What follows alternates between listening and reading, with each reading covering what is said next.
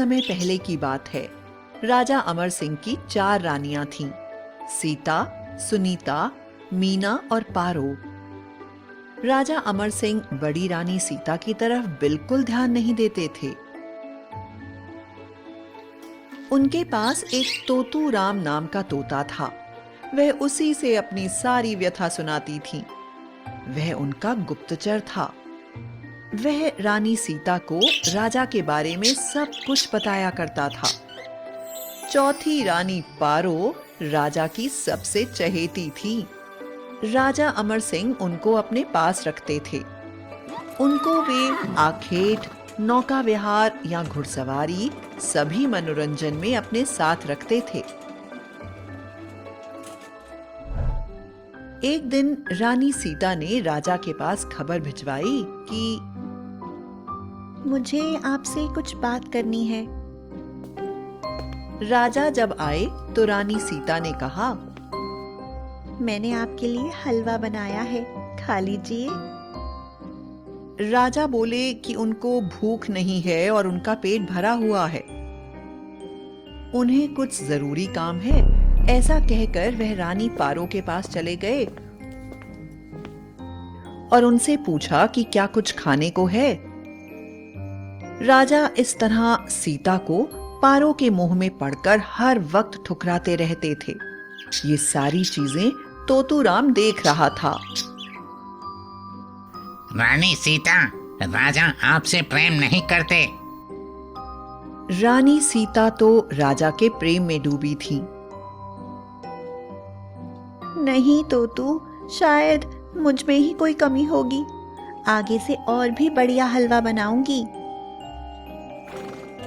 एक बार राजा अमर सिंह पारो के साथ जंगल में शिकार खेलने गए। वहां से वापस आते ही उनकी तबीयत खराब हो गई। रानी पारो ने कहा, महाराज, लगता है जंगल का हवा पानी आपको रास नहीं आया। बहुत से वैद्य हकीम आए पर उन्होंने राजा से कहा कि उनकी इस बीमारी का इलाज संभव नहीं है। हे राजन, शायद आपकी इस बीमारी का इलाज आपके गुरु ज्ञानी आचार्य के पास होगा। आप उनको खबर भिजवाकर बुलवा लीजिए। मंत्री जी, जाकर गुरु ज्ञानी आचार्य को किसी प्रकार से यहाँ लाने का प्रयत्न कीजिए। राजा अपनी मृत्यु का संकट नजदीक देख चिंता में पड़ गए। चारों रानियों की कोई संतान नहीं थी, इसलिए संपत्ति का बंटवारा कैसे करें, यही चिंता उन्हें सताए जा रही थी। उन्होंने सोचा कि उनकी सबसे छोटी पारो का उनकी संपत्ति में सबसे अधिक हिस्सा होना चाहिए, क्योंकि वह उन्हें सबसे अधिक प्रिय है। राजा अमर सिंह ने सबसे पहले सभी रानियों को अपने कक्ष में बुलवाया। सबसे पहले वह छोटी रानी पारो से बोले, रानी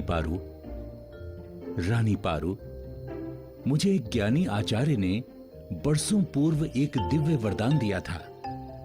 उसके अनुसार मैं जब स्वर्ग में जाऊंगा तो अपने साथ किसी एक व्यक्ति को ले जा सकता हूं। मैंने सोचा ये अवसर तुमको ही प्रदान करूं, पर उसके पहले हमें 4 वर्ष की नरक की आग में अत्यंत दुखी जीवन व्यतीत करना होगा। मैं तुमसे सबसे अधिक प्रेम करता हूं, इसलिए मैं चाहता हूं कि तुम मेरे साथ चलो। रानी पारो राजा की मृत्यु नजदीक देखकर अत्यंत दुखी हुई, पर वह बोली, नहीं राजन, सबकी मृत्यु का समय अलग है। आप अपना जीवन जी चुके हैं। मुझे अपना बाकी का जीवन इसी राजमहल में ही बिताने की आज्ञा दें। मैं तो आपकी मृत्यु के पश्चात शमशान तक भी न जा सकूंगी। मुझसे वह सब न देखा जाएगा। मैं नरक की यातना नहीं झेल सकूंगी, मुझे क्षमा करें। तब उन्होंने तीसरी रानी मीना से भी यही बात दोहराई।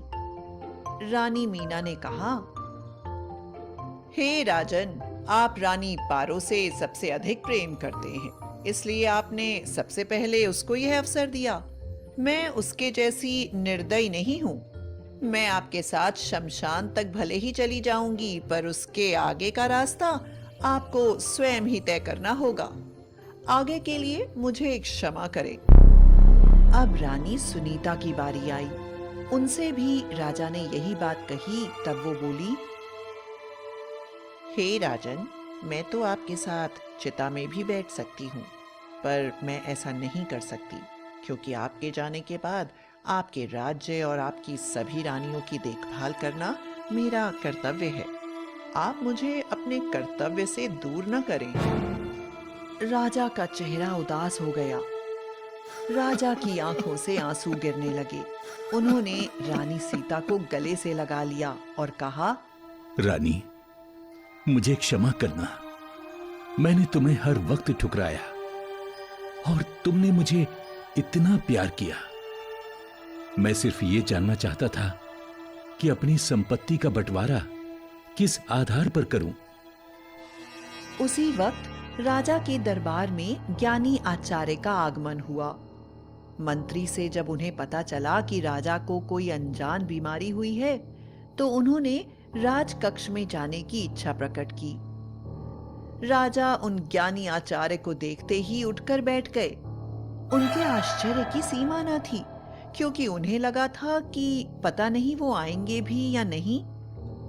राजा ने उन्हें प्रणाम किया और बोले, प्रभु, मैं तो अब जीवन की अंतिम घड़ियां गिन रहा हूं।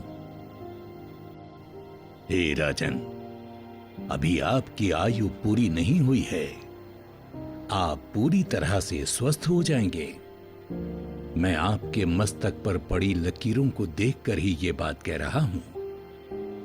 मंत्री जी, ये दवा है जो मैंने कठिन तपस्या से बनाई है। इसे घिसकर महाराज को पानी के साथ दे दिया जाए।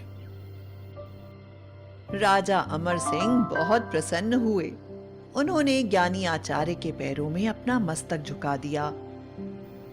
गुरुवर, मैं इस बात के लिए बहुत चिंतित हूं कि निसंतान होने की वजह से अपनी संपत्ति का बंटवारा किस आधार पर करूं। राजन, हर व्यक्ति अपने आप में राजा है और राजा की 4 पत्नियां होती हैं। सबसे छोटी और प्रिय पत्नी उसकी संपत्ति और धन दौलत है, जो उसके जाने के बाद यही छूट जाती है, शमशान भी नहीं जाती। तीसरी पत्नी उसका अपना परिवार और सगे संबंधी होते हैं, जो शमशान तक तो साथ निभाते हैं पर उसके आगे नहीं जा सकते। दूसरी पत्नी उसका अपना शरीर है, जिसको वो जीते जी सजाता संवारता है, तरह तरह के यत्न करता है कि उसकी कंचन काया सुखी रहे, लेकिन वो भी चिता तक ही साथ देता है। पहली पत्नी उसके द्वारा किए गए कर्म और दान पुण्य होते हैं, जो मरणोपरांत भी उसका साथ देते हैं। लोग उसके कर्मों को ही याद रखते हैं। राजा को अपने पूरे प्रश्नों का जवाब मिल गया था। उन्होंने ज्ञानी आचार्य को बहुत धन्यवाद देते हुए विदा किया।